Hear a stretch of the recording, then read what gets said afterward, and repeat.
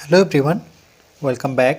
Study ম্যাথমেটিক্সে প্রত্যেকে স্বাগত জানিয়ে পঞ্চম শ্রেণী থেকে প্রথম অধ্যায় পৃষ্ঠা নং 25 ভিডিও পার্ট নং 47 করব। আজকে আমরা 6 দাগের প্রশ্নগুলি করব। নিচের ঘনবস্তুগুলোর ছবিতে কোন তলটি সমতল ও কোন তলটি বক্রতল? প্রথমে জানতে হবে সমতল। সমতল কোনটাকে বলবো? যেমন ধরুন এই দেশলাই, এই যে দেশলাই বক্সটি আছে এভাবে রাখতে পারছি, তাই এটা সমতল। এভাবে যদি রাখি তাহলে দেখো থেকে যাচ্ছে, এটাও সমতল। এভাবে রাখবো, এটাও সমতল। এভাবে যদি আমি রাখি এটাও সমতল। তাহলে সমতল হচ্ছে এরকম প্লেন থাকতে হবে। এবার বক্রতল কোনটা? যেমন এই পেনটা দেখো, পেনটা কিন্তু আমি যখনই রাখবো তখন কিন্তু ও একবারে স্থির হবে না, প্রথমে একটু নড়াচড়া করবে, তারপরে কিন্তু সে বসবে। তার মানে যেহেতু এটা বাঁকানো, তার মানে এটা বক্রতল।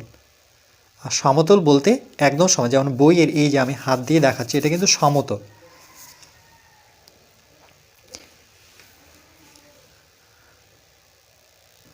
এবার একটি ঘনবস্তু কি করে অঙ্কন করতে হয়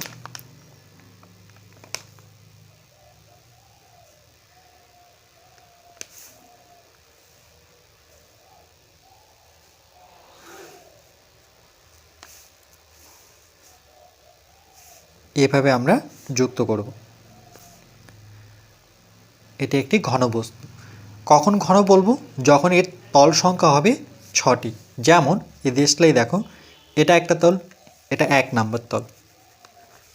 ঠিক তার পিছনে আরেকটা তল আছে 2 নাম্বার, তারপরে এখানে একটা 3, এরপর এখানে একটা 4, এখানে একটা 5, এখানে একটা 6।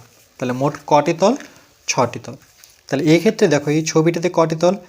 এখানে একটা তল, এই বরাবর একটা তল, ঠিক নিচে একটা তল, 2টো, এখানে একটা তল, 3টে, এখানে একটা তল, 4টা, আর এই যে এটা একটা 5টা, আর সামনে একটা আছে 6টা। তাহলে এই ক্ষেত্রে আমাদের তল সংখ্যা চাইনি, এখানে ক নাম্বার ছবিটি দিয়েছে যে এখানে 1 2 3 এটা কি সমতল না বক্রতল? তাহলে দেখো একটা বাক্স এখানে, তো বাক্স আর এটার মধ্যে কোনো পার্থক্য নেই, তাই না? তাহলে এখানে প্রত্যেকটি কি সমতল। তাহলে এখানে 1 নাম্বার হচ্ছে সমতল,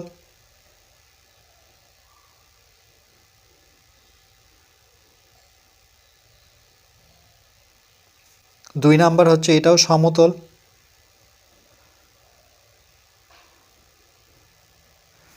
3 নাম্বার এটা হচ্ছে সমতল।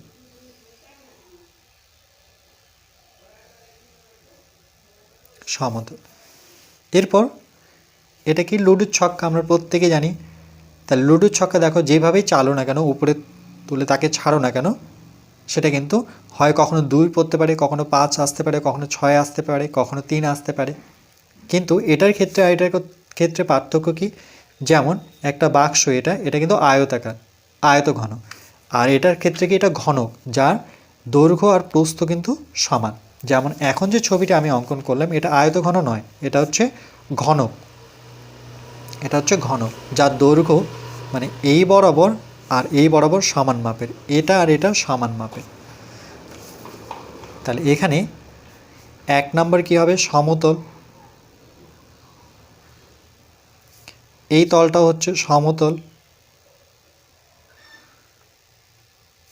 3 নাম্বার তলটি এটিও কিন্তু সমতল। এরপর এটা কি? শঙ্কু। এটা হচ্ছে শঙ্কু, লিখে দিচ্ছি এখানে শঙ্কু, বা আইসক্রিম, বা বার্থডে যে ক্যাপগুলো পরে বাচ্চারা সেটাই। তাহলে জন্মদিনে যে টুপিগুলো বাচ্চাদের পরানো হয় সেটা একটা শঙ্কু, বা আইসক্রিম যখন আমরা খাই সেটা শঙ্কু। তাহলে এখানে দেখো 1 নাম্বারটা কি? 1 নাম্বার হচ্ছে এটা কিন্তু বাঁকানো, দেখো এটা কিন্তু এরকম, মানে হাতে নিয়ে যদি আমরা দেখতাম তাহলে এরকম পেতাম। আমার কাছে একটি মডেল আছে, দেখো এটা একটা শঙ্কু, এই শঙ্কুর এই তলটা, তাহলে এইটা দেখো পুরো বাঁকানো কিন্তু এইভাবে। তাহলে এটা কি হবে? বক্রতল। তাহলে 1 নাম্বার হচ্ছে বক্রতল, বক্রতল। 2 নাম্বারটা কি? অর্থাৎ এই নিচের অংশটা কিন্তু দেখো আমি এভাবে রাখতে পারছি শঙ্কুটিকে, তাহলে এটা হচ্ছে সমতল। সমতল।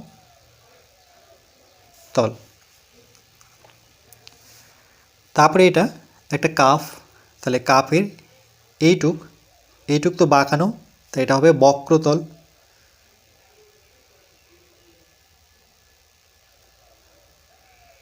বক্রতল। আর উপরের অংশটুকু কি সমতল। আমরা কাপটা এভাবেও রাখতে পারি, নতুবা উল্টেও রাখতে পারি।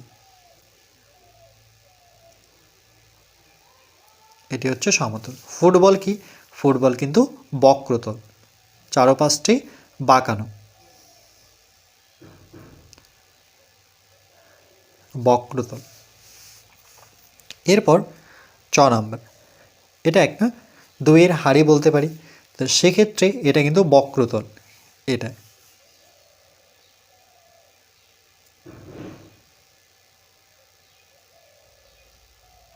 বক্রতল, আর উপরটা কিন্তু সমতল। এটা যদিও চাইনি তবু আমি লিখে দিচ্ছি সমতল। ব্ল্যাকবোর্ডে যেখানে টিচাররা লিখে সেটা কি? অবশ্যই সেটা সমতল, এই জন্য লিখতে পারি আমরা সমতল। এবার এটার ক্ষেত্রে একটা বই বা ডায়েরির ক্ষেত্রে উপরের প্রত্যেকটা পেজ কিন্তু সমতল, উপরের যে অংশটুকু আছে সেটাও কিন্তু সমতল।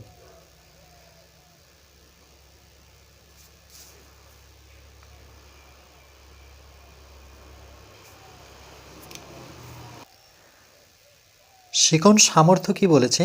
1 নম্বর মৌলিক ও যৌগিক সংখ্যা চেনা, সেটা অলরেডি আমরা দেখলাম কোনটা মৌলিক কোনটা যৌগিক। 2 নম্বর কি শিখলাম? ঘনবস্তুর সমতল ও বক্রতল চেনা, যেমন ফুটবল হচ্ছে বক্রতল, বই হচ্ছে সমতল, ব্ল্যাকবোর্ড হচ্ছে সমতল, শঙ্কুর একটা তল বক্র আর একটা তল হচ্ছে সমতল। তাহলে দুটোই থাকতে পারে, সমতলও থাকতে পারে, বক্রতলও থাকতে পারে। লুডোর ছক্কা, এখানে কিন্তু পুরোটাই সমতল। যেমন একটা বাক্স, এর ক্ষেত্রে সমতল, 6টি তলই সমতল, এর ক্ষেত্রে 6টি তল সমতল। এখানে দুটো তল, একটা হচ্ছে বক্রতল একটা হচ্ছে সমতল, এটার ক্ষেত্রে কটি তল? একটা বক্রতল দুটো সমতল।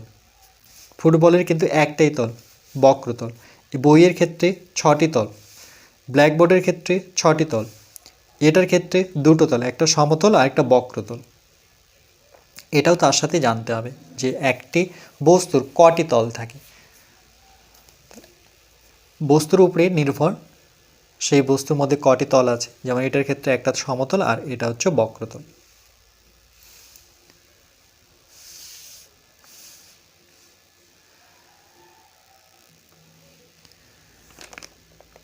তাহলে প্রথম অধ্যায় আমরা 1 থেকে 47খানা ভিডিওর মধ্যে কমপ্লিট করেছি। এরপর পরবর্তী অধ্যায় অর্থাৎ আমরা দ্বিতীয় অধ্যায় নিয়ে আলোচনা করব। দ্বিতীয় অধ্যায় বা দ্বিতীয় পাঠ বলতে পারি।